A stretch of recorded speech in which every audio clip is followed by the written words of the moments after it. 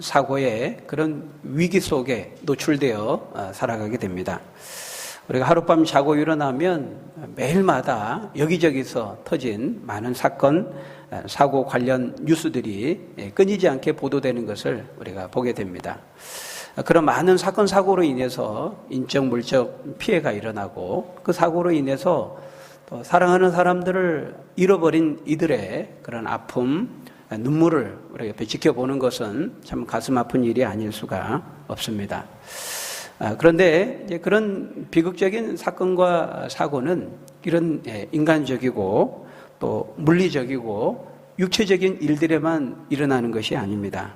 영적인 사건, 사고도 있습니다. 영적인 사건, 사고. 그러니까 영적인 사건, 사고로 인한 피해와 폐해 또한 결코 적지 않다라는 것입니다. 영적인 사건, 사고가 뭘까요? 바로 그것은 잘못된 가르침, 거짓된 진리로 인해서 우리의 마음과 영혼이 미혹됨으로 인해 일어난 그런 사건, 사고를 말합니다. 바로 직접적으로는 이제 이단의 문제입니다. 이단. 아까 우리 집사님도 기도하시면서 말씀했지만 오늘날 이 교회를 병들게 하고 멍들게 하고 어지럽히는 많은 이단들이 있어요. 신천지를 비롯해서 하나님의 교회, 또 구원파, 여호와의 증인 등등 수없이 많은 이단들이 있지만 무엇보다 성경 스스로가 바로 우리 성도들을 미혹하고 멸망과 파멸로 이끄는 이런 이단들의 그 위험성에 대해서 성경 스스로가, 신약 성경 스스로 또 구약 성경에서도 말씀하고 있다는 거예요. 그래서 오늘 우리가 읽었던 이 빌립보서 3장이 기록되어 있는 이 빌립보 서신을 받는 빌립보 지역의 여러 교회들도 그 시대에 같은 문제로 골머리를 앓고 있었다라는 것입니다. 우리가 신약 성경을 보면은 빌립보 지역뿐만 아니라 뭐 로마서를 받는 로마 지역이나 갈라디아 지역이나 또 뭐 골로새 등등 뭐 고린도도 마찬가지고요.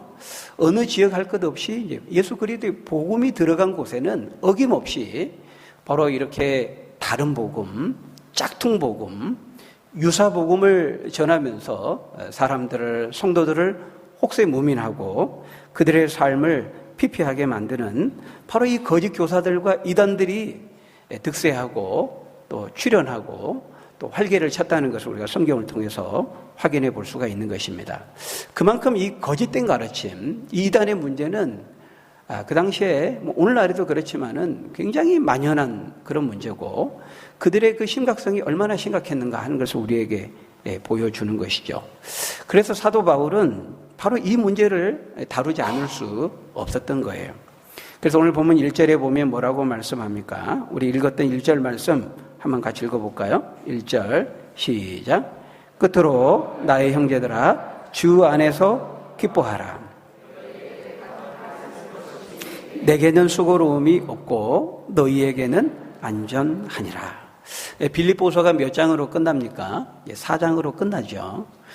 그런데 사실 이제 바울은 원래 이 3장이 시작되는 이 부분에서 이쯤에서 서신을 사실은 마무리하려고 했었습니다. 그래서 오늘 보면 1절에 보면 끝으로 이렇게 말하잖아요. 끝으로 마지막으로 서신을 보통 우리가 이제 마무리하려고 하는 그런 표현이죠. 그래서 이제 마지막으로 주 안에서 기뻐하라. 이 빌립보서의 중심 주제 아닙니까? 그것을 다시 한번 상기시키면서 이제 자연스럽게 서신을 마무리하려고 했었어요. 그런데 바로 그때 이제 퍼뜩 생각이 떠오른 거죠. 물론 이것도 이제 성령께서 주시는 영감을 통해서 이루어진 일이겠지만 이 진리의 문제, 이 바른 복음의 문제가 너무 중요했기 때문에 이것을 다시 다루지 않고 서신을 마무리할 수가 없었던 것입니다. 그래서 다시 반복적으로 이 진리의 문제, 거짓된 가르침을 경계하는 바로 이 문제를 언급하고 있는 것이죠. 그래서 사도가 뭐라고 말하고 있어요? 너희에게 같은 말을 쓰는 것이 나에게는 전혀 수고로움이 없고 성도들 여러분에게는 정말 중요하고 안전한 일입니다. 이렇게 말하고 있어요. 여러분 우리가 이미 앞에서 봤습니다만 사도는 이 복음을 대적하는 이 대적자들에 대해서 이미 말한 적이 있었습니다. 그리고 이 대적자들과의 싸움은 영적인 싸움이라고 했는데 이 싸움은 사도와 같은 아주 특별한 사람들에게만 해당되는 것이 아니고 모든 예수 믿는 성도들에게 다 해당되는 것이고 우리가 이 복음을 대적하는 자들과의 영적인 싸움을 싸워야 될 것을 말했었죠. 그런데 서신을 마무리하면서 다시 같은 말을 쓸 필요를 느꼈다는 것입니다. 왜 그랬을까요? 왜 사도는 서신을 마무리하면서 다시 같은 말을 쓸 필요를 느낀 것입니까? 그거는 사도에게는 수고로움이 없고 빌립보 교회 성도들에게는 안전한 것이었기 때문이라는 거예요. 여러분, 하나님은 우리를 축복하기 원하시죠. 우리에게 참된 기쁨과 그 신령한 기쁨과 희락을 주시기를 원하시고 그것을 우리가 알기 원하시고 그것을 우리가 누리며 또 전하며 살기를 원하신다는 거예요. 근데 거기서 말하는 기쁨이라고 하는 것은 이제 신령한 기쁨이죠. 이 세상의 기쁨이 아닙니다. 어떤 내 상황과 환경이 내가 기대하는 대로 원하는 대로 이제 되었기 때문에 얻게 되는 그런 기쁨이 아니고 이제 그런 기쁨은 이제 세상의 기쁨이죠. 내가 돈을 많이 벌어서 기쁘고 내가 합격해서 기쁘고 내가 사회적으로 지위가 높아져서 기쁘고 어떤 것들을 이루고 성취해서 얻는 그런 기쁨은 이 세상 많은 곳에 이제 널려 있는 기쁨이고 세상 어디에서도 얻을 수 있는 그런 기쁨입니다. 그러나 지금 사도 바울이 말하고 있는 우리가 정말 알기를 원하고 누리기를 원하는 그 기쁨은 이제 그런 기쁨이 아니죠. 그것은 어떤 기쁨입니까? 오늘 본문에 보니까 오직 어디서 기뻐하라고요, 형제들아? 주 안에서 기뻐하라. 이렇게 말하고 있어요. 주 안에 있는 기쁨입니다. 오직 예수 그리스도 안에서만 얻을 수 있는 기쁨. 예수님만이 줄 수 있는 기쁨. 오직 길이요 진리요 생명이 되시는 예수 그리스도를 만남으로 얻을 수 있는 바로 그 기쁨인 것이죠. 그 구원의 기쁨, 그 생명의 기쁨, 그 진리를 아는 그 진리 가운데 자유를 누리는 그 기쁨. 그것을 말하는데요. 지금 바울은 감옥에 갇혀 있는 바울은 지금 그 기쁨을 누리고 있어요. 감옥에 갇혀 있으면 기쁨이 없잖아요. 근데 바울은 기뻐하고 계세요. 바로 그 기쁨이죠. 자신의 실제적인 그런 삶을 통해서 지금 경험하고 있고 보여주고 있는 바로 그 기쁨인 것입니다. 하나님은 우리가 그 기쁨의 비결을 알고 그 기쁨을 누리며 전하며 살기를 원하시는데요. 그런데 그 기쁨을 위협하는 것이 있다는 거예요. 그 기쁨을 빼앗아 가려고 하는 세력이 있다는 것입니다. 여러분, 그것이 무엇입니까? 그들이 누구입니까? 바로 거짓 진리고 거짓 진리를 퍼뜨리며 미혹하는 거짓 선생들인 것이죠. 그래서 사도 바울에게는 이게 중요한 거예요. 빌립보 교회 성도들의 영적인 안위와 안전, 그 건강, 그것이 바울에게는 가장 중요한 관심사였어요. 그래서 그토록 사랑했던 빌립보 교회 성도들의 영혼을 노략질하는 그 거짓 선지자들의 미혹과 유혹과 도전과 공격으로부터 빌립보 교회 성도들을 보호할 수만 있다면 바울은 그 어떤 수고도 노력도 수고로 여기지 않았다는 것입니다. 그래서 반복해서 또 가르치고 교훈했던 거예요. 말하고 권면하고 또 잊어버릴만 하면 또 말하고. 근데 그것을 전혀 바울은 수고롭게 여기지 않았다는 거예요. 왜? 바울은 빌립보 교회 성도들의 영혼을 사랑했고 또 그 문제가 너무 중요하기 때문에 계속해서 그 진리의 문제를 가지고 바른 진리를 가지고 빌립보 교회 성도들을 반복해서 가르치고 권면했다는 것이죠. 여러분, 오늘 우리 시대를 살아가는 저와 여러분들도 마찬가지입니다. 이 현대 그리스도인들의 치명적인 약점 중에 하나가 오늘날 우리 현대를 살아가는 성도들의 굉장히 약한 부분이 바로 이 부분입니다. 진리에 대한 부분, 교리에 대한 부분, 하나님을 아는 지식에 있어서 이 교리적인 부분이 너무 약하다는 거예요. 성경적으로 보면 별로 이제 아는 게 없습니다. 요즘 성도들은 죄송한 표현이지만 내가 무엇을 믿는지를 잘 몰라요. 내가 누구를 믿고 왜 믿고 그러면 그 믿는다는 것이 또 무엇을 의미하는지를 물어보면 이제 유구무원입니다. 굉장히 이제 묵묵한 사람이 됩니다. 물어보면 모르는 거예요. 몰라. 근데 여러분 이제 오해하면 안 되죠. 제가 여기서 뭐 성경 지식을 잘 현대 성도들이 없다. 그러니까 그때 말하는 지식이라고 하는 것은 어떤 뭐 신학적으로 거창한 어떤 뭐 지식이나 이론이나 그런 걸 말하는 거 아니죠. 우리가 성도로서 가장 기본적으로 핵심적으로 꼭 필수적으로 지녀야 될 하나님을 아는 그 인격적인 지식으로서의 이제 교리를 말하는 거예요. 근데 그게 너무 그런 준비가, 그런 훈련이 안 돼 있다는 거예요. 왜냐하면 오늘 우리가 살아가는 시대를 이제 포스트 모던 시대 이렇게 말하잖아요. 그 포스트 모던 시대에 여러 가지로 이렇게 풀어서 설명을 하는데요. 한마디로 말하면 이제 상대주의적인 그런 시대예요. 또 이제 다원주의 시대 이렇게 말하는데요. 그러니까 모두에게 어느 시대에나 어느 지역에나 모두에게 절대적으로 보편적으로 일반적으로 옳다고 진리라고 여겨지는 것이 없다고 생각하는 시대에 살아간다는 거예요. 우리가 모더니즘 시대, 근대 시대, 이전 시대에는 이게 뭐 종교든 어떤 이데올로기든 이념이든 다를지라도 어떤 절대적으로 옳은 것이 있다 이렇게 믿고 살았어요. 사람들이 그것을 찾으려고 했던 거죠. 근데 이 포스트 모던한 시대는 그런 것이 없다고 생각하는 거예요. 누구에게나 절대적인 옳은 진리, 절대적인 보편적인 진리 그런 것은 없다. 이렇게 생각하는 시대를 살다 보니까요.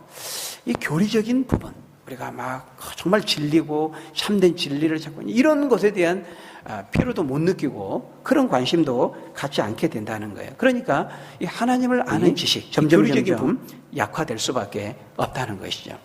그 진리 얘기 말하고 뭐 교리 얘기 말하면 벌써 이제 머리가 아픕니다. 골치가 아프고 뭐 그렇게 진리 뭐 옳은 거, 뭐 옳고 그른 거 맞고 틀리고 진리냐 아니냐 뭐 이런 게 그렇게 중요하냐 뭐 그런 문제 가지고 예민하게 그러냐. 그냥 우리 싸우지 말고 그냥 나도 맞고 너도 맞고 모두가 맞고 그것도 유익하네, 그것도 좋네. 그리고 서로 인정해주면 그냥 마음 편하고 좋은 거지, 평화롭고. 뭐 그렇게 뭐 옳고 그리고 뭐 맞고 틀리고 진리가 아니고 뭐 이런 것 때문에 우리가 얼굴을 붉히고 예민하게 그럴 필요가 뭐 있냐. 그런 시대에 우리가 살고 있다는 거예요. 그러니까 이 종교도 맞고 저 종교도 맞고 같은 종교 안에서도 뭐 이단의 문제 그러면 이단 뭐 그런 게 어디 있어. 그냥 이 많은 사람들이 믿고 크게 세력을 형성하면 그게 정통이 되는 것이고 조금 세력이 약하면 뭐 이단으로 몰리는 거지. 뭐 이단이 있고 없고 그런 거 없다. 다 똑같은 거지. 사람들은 이제 그런 식으로 생각을 하는 거예요. 자세히 모르니까 또 알려고도 하지 않으니까 그냥 겉으로 볼 때 비슷해 보이면 다 그게 그거지 이렇게 치부해 버리고 마는 겁니다. 그래서 정말 그것이 진리인지 정말 내가 믿고 따르는 내가 가고 있는 이 길이 정말 옳은 길인지 참된 길인지 따져보려고 하지 않는다는 거죠. 왜요? 수고롭기 때문에. 번거롭고 수고롭기 때문에 골치 아프다는 거예요. 지금 내가 지금 먹고 사는 문제도 지금 내 문제도 지금 복잡하고 뭐 스트레스 받고 막 그러는데 뭐 먹고 살까? 이런 문제도 지금 골치 아파 죽겠는데 뭐 옳고 그르고 진리고 아니고 그딴 거 그런 문제로 씨름할 시간 없다는 겁니다. 그 사치고 그 시간 낭비다 이렇게 생각하는 거죠. 별로 중요하게 느끼지를 않는다는 겁니다. 먹고 사는 문제 더 중요한 문제가 있는데 근데 여러분 그렇지가 않다고 말하고 있어요. 여러분 사도는 뭐라고 말하고 있습니까? 시간을 많이 들여서 같은 말을 하고 반복한다고 할지라도 그것은 전혀 수고로운 것이 아니다 이렇게 말하고 있어요. 그것이야말로 여러분의 영혼의 건강과 안정과 안위에 직결되는 문제고 여러분의 인생의 행복을 좌우하는 아주 중차대한 문제다 이렇게 말하고 있다는 거예요. 여러분들은 어떻게 생각하는지 모르겠어요. 여러분 우리가 이제 얼핏 생각하면 우리 인생이라는 것이 그냥 별 생각 없이 이렇게 몸으로 사라지는 것으로 우리가 살아내는 것으로 생각하기 쉬운데요. 절대로 그렇지가 않습니다. 우리 영혼의 문제는 굉장히 중요합니다.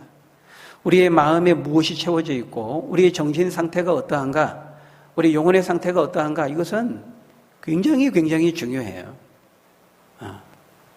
그래서 우리가 어떤 눈으로 어떤 관점으로, 어떤 가치관을 가지고, 어떤 정신을 가지고, 어떤 생각을 가지고, 어떤 영혼의 상태를 가지고 인생을 바라보고 살아가느냐 하는 것은 굉장히 중요하다는 거예요. 그래서 주님은 그렇게 말씀했죠. 영혼은 우리 인생을 밝히는 등불이라 이렇게 말했어요.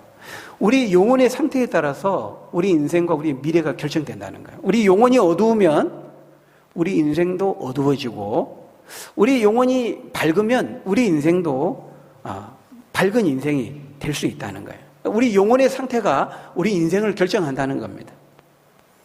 그래서 잠언 4장 23절에 지혜자를 통해서 뭐라고 말하고 있어요? 모든 지킬 만한 것보다, 한번 따라합니다. 모든 지킬 만한 것보다 더욱 내 마음을 지키라. 네. 바로 이것은 생명의 근원이 여기에서 남으니라. 이 마음에서 난다 이렇게 말하는데요. 이 마음이라는 게 뭡니까? 우리의 정신이 자리 잡고 있는 좌소를 말하고 있어요. 여기서 마음은 성경적인 표현으로 하면 영혼을 말하고 있어요. 영혼. 네. 그러니까 우리 영혼의 상태, 우리 마음의 상태가 그만큼 중요하다는 거예요. 우리 마음이, 영혼이 병들면은 병든 인생을 살 수밖에 없는 것이죠. 우리의 정신, 우리의 마음, 우리의 내면, 우리의 속사람이, 다시 말하면 우리의 영혼이 삐딱하잖아요. 그 모든 것을 다 삐딱하게 봅니다. 그래서 그 인생도 이 삐딱한 인생을 살 수밖에 없어요. 잠언에 보면, 뭐 잠언뿐만 아니라 다른 성경에서도 우리 이 영혼과 현대인들의 용어로 말하자면 정신, 이 마음과 우리 육체는 아주 긴밀하게 연결되어 있다고 말해요. 서로 상호작용을 해요. 그러니까 육체가 과도히 병들고 막 피곤하고 괴로우면 영혼도 지장을 받는 거예요. 오늘 성령께서 이렇게 힘주시고 역사해 주시면 그런 부분도 이길 수 있겠지만은, 기본적으로 우리 인간이라는 존재는 영혼과 육체로 결합된 존재이기 때문에요. 우리 영혼이 병들면 우리 육체로 살아내는 삶도 병든 인생이 될 수밖에 없다는 것이죠. 예수님도 산상수훈에서 뭐라고 말씀했냐면 같이 말씀했어요. 우리 영혼은 몸의 등불이다.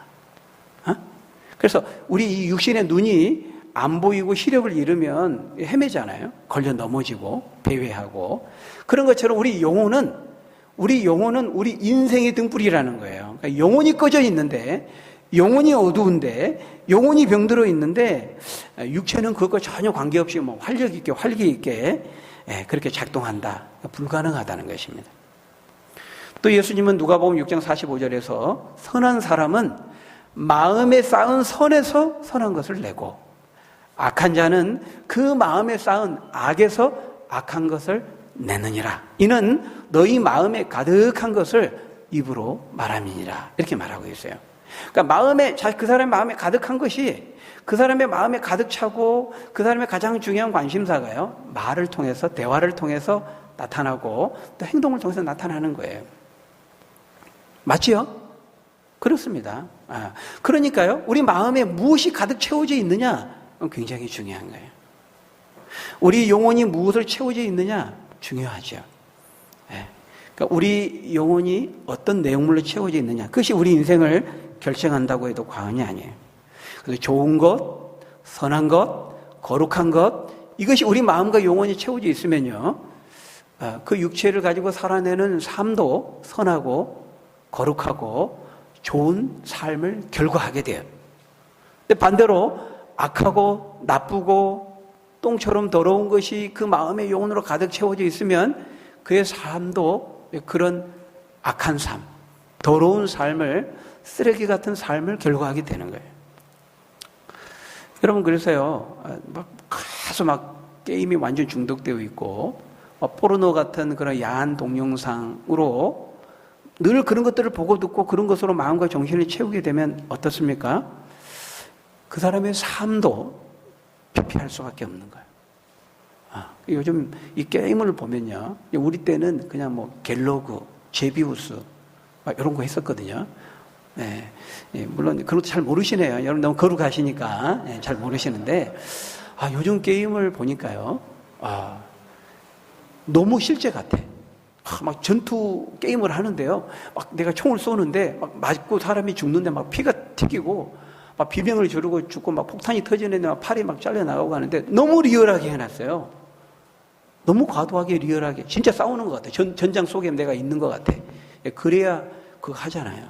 그러니까 더 자극적으로, 더 리얼하게 만든 겁니다. 근데 그런 거를 막 2시간, 3시간 하루 종일 막 그 잔인하게 무자비하게 죽고 죽이고 비명 지르고 막 쓰러지고 하는 데서 막 쾌감을 느끼면서 그 거칠고 잔인한 것들을 몇 시간씩 그런 것들에 우리의 영혼과 정신이 노출되고 그런 것들을 채우니까 어떻게 됩니까?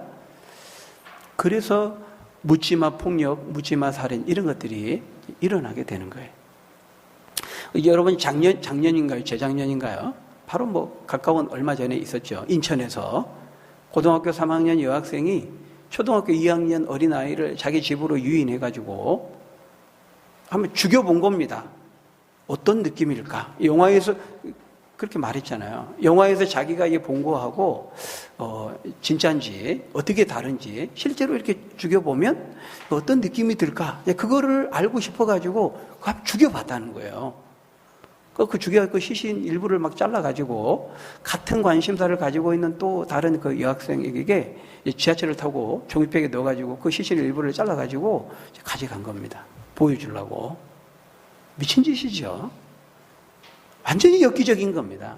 어떻게 이것이 가능합니까? 매일 본 겁니다. 영화를 보고 또 보고 계속 그런 것들을 듣고 보니까요. 그런 것들이 이제 자극이 무뎌져가지고 익숙해져 버린 거예요. 여러분 요즘 우리 사회에 만연해 있는 이런 뭡니까 비정상적인 이런 변태적인 그런 성추행, 성폭행, 또 막 불법 촬영, 우리가 도찰이라고 하죠. 이런 것들도 보면 이게 정상적인 그런 정신과 영혼의 상태에서는 있을 수가 없는 거예요. 그러니까 잘못된 것들을 보고 늘 그런 것들을 듣고 하니까요.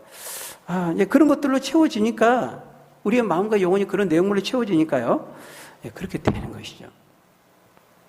그래서 우리 마음과 영혼에 무엇이 채워져 있느냐? 내가 늘 무엇을 듣고 보느냐? 그것이 우리 인생과 우리의 미래를 결정한다고 해도 절대로 지나친 말이 아니라는 거예요.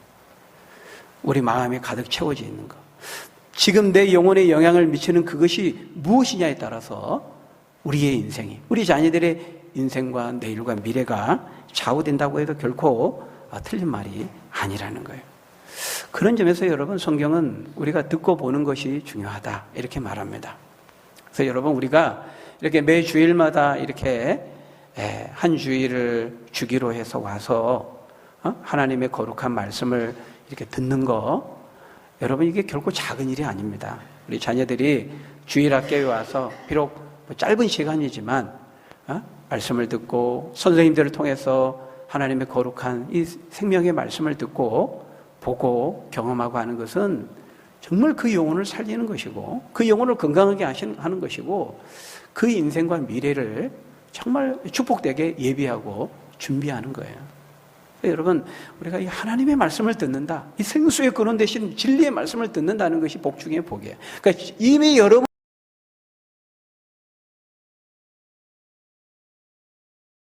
지금 복의 영역 속에 하나님의 그 축복의 궤도 속에 지금 들어와 있는 거예요. 매 주일마다 하나님의 말씀을 내가 듣고 보고 또 순모임을 통해서 같이 나누고 이게 참 복 중의 복이구나. 우리 자녀들 여러분 막 잡식성으로 책만 많이 읽으면 좋은 게 아니에요. 어떤 책을 읽느냐 이게 중요한 겁니다. 어떤 책.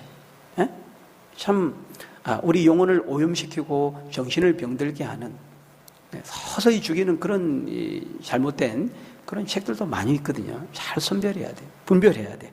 어쨌든 우리가 듣고 보는 건 너무 중요해요.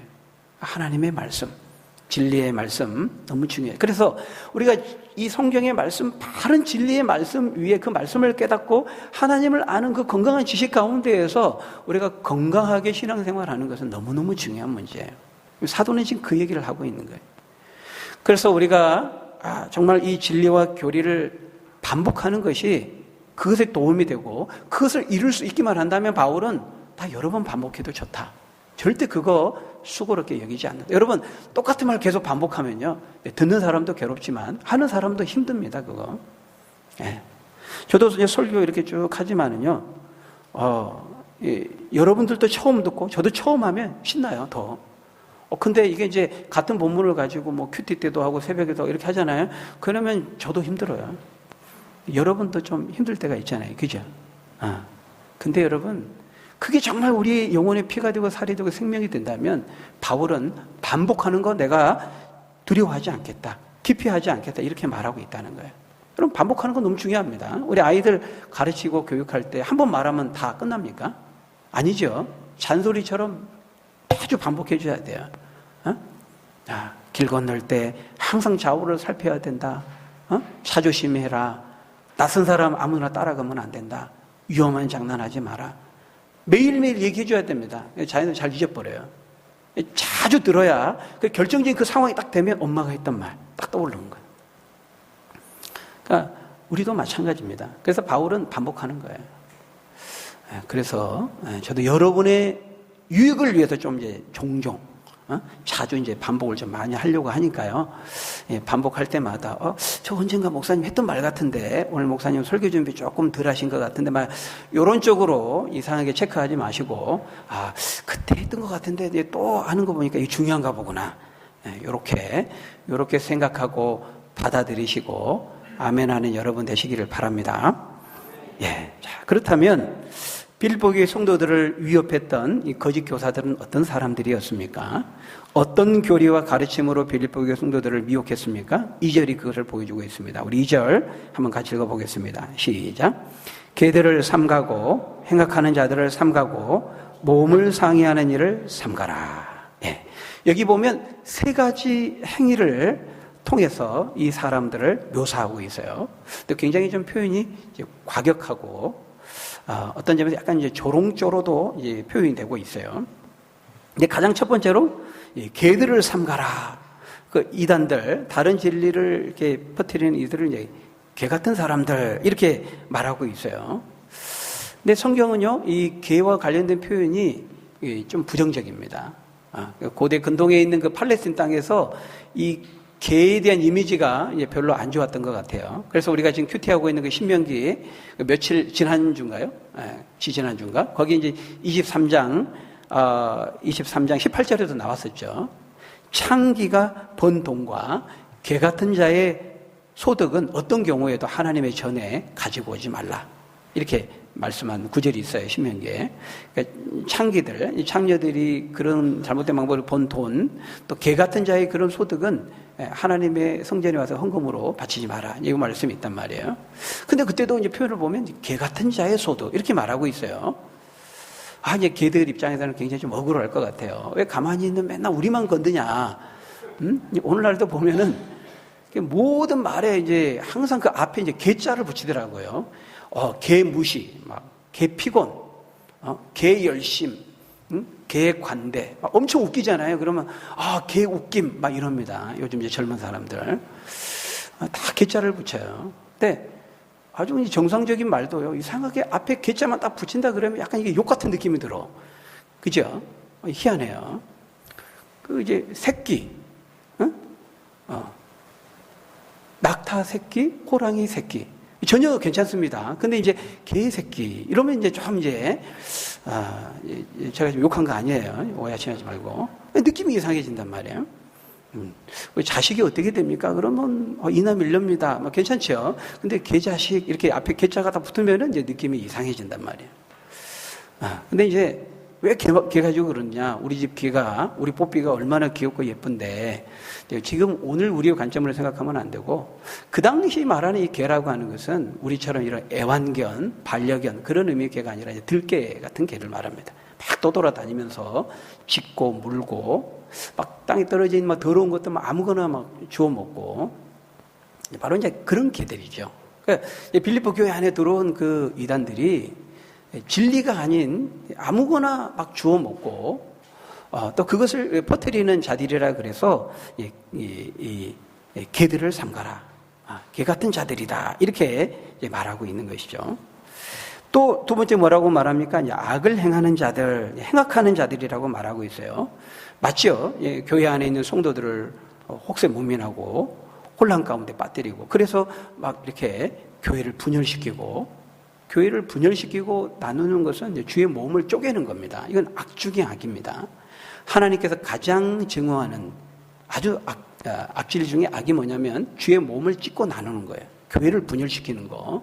하나님이 제일 싫어하는 겁니다. 그래서 이 악을 행하는 자들이라고 말하고 있고, 세 번째는 몸을 상해하는 자들이라 이렇게 말하고 있어요. 이 몸을 상해하는 것은 뭘 말합니까? 할례를 말합니다. 할례.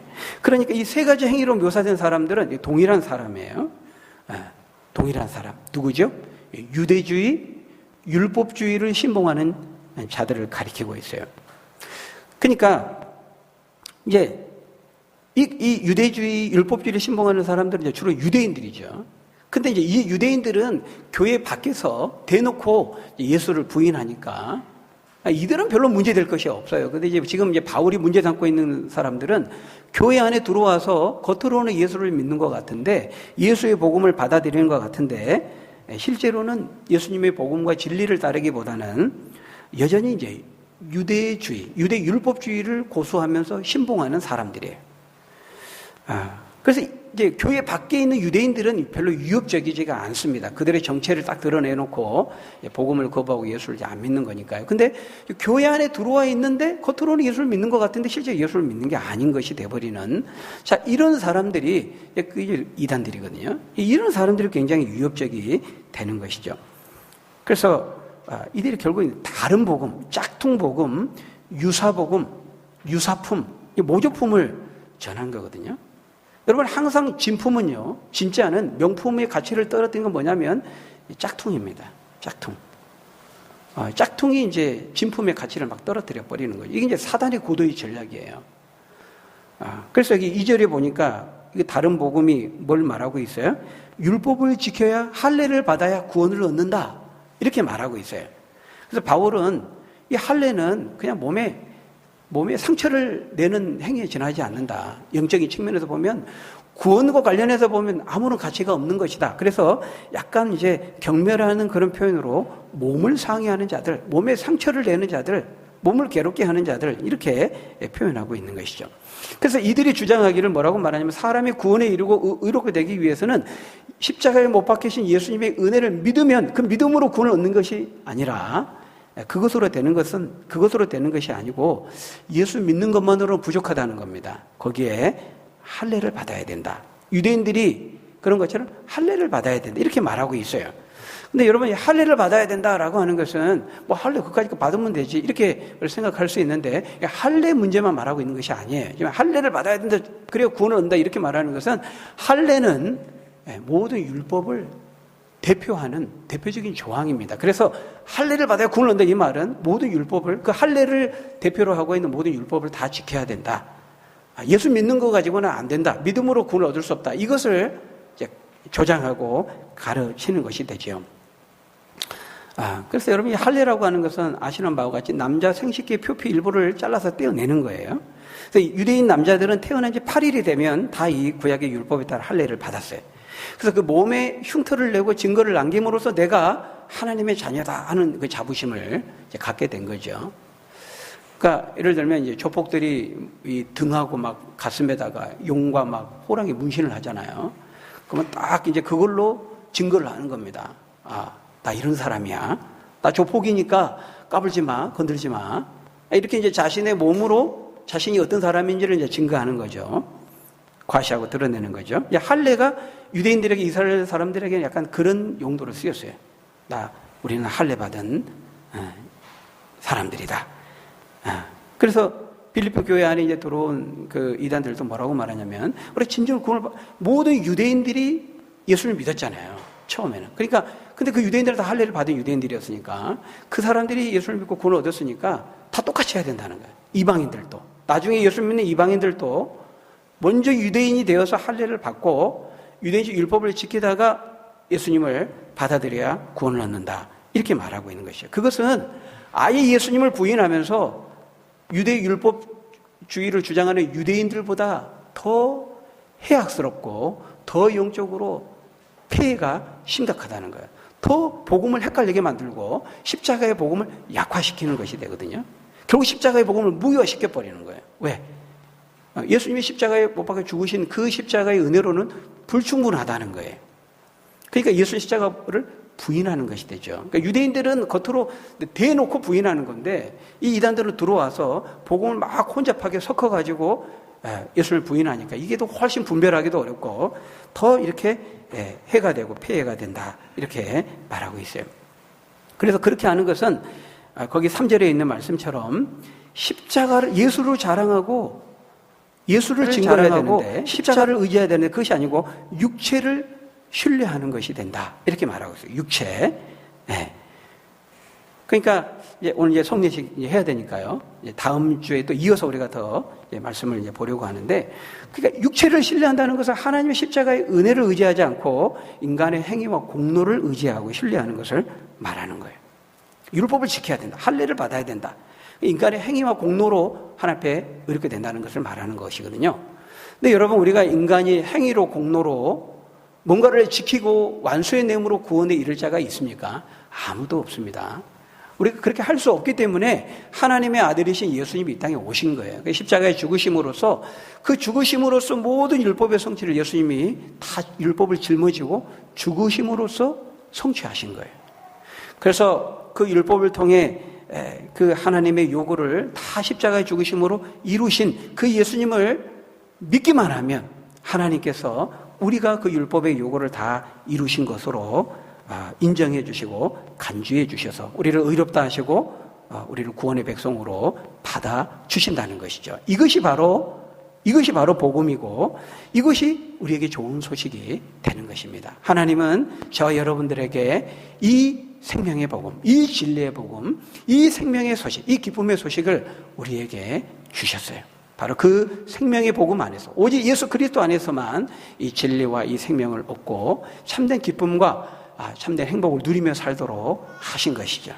바라기는 우리에게 주신 이 생명의 복음, 이 기쁨의 복음을 주신 것을 우리가 감사함으로 받고 그래서 우리가 그 진리의 복음을 잘 간수하고 보존하고 증거하고 전하며 하나님의 뜻을 이루는 저 여러분들이 다 되시기를 예수님의 이름으로 간절히 축원합니다. 기도하겠습니다. 아버지 하나님 감사합니다. 우리에게 이 생명의 복음, 진리의 복음을 주신 거 감사합니다. 우리에게 주신 이 진리의 복음 안에서 우리가 기뻐하고 생명을 누리고 하나님의 거룩한 이 생수가 되신 주님의 말씀을 우리가 듣고 배움으로 행복을 누리고 하나님의 축복을 누리고 증거하는 우리 믿음의 사람들 다 될 수 있도록 복의 복을 더하여 주옵소서. 예수님 이름으로 기도하옵나이다. 아멘.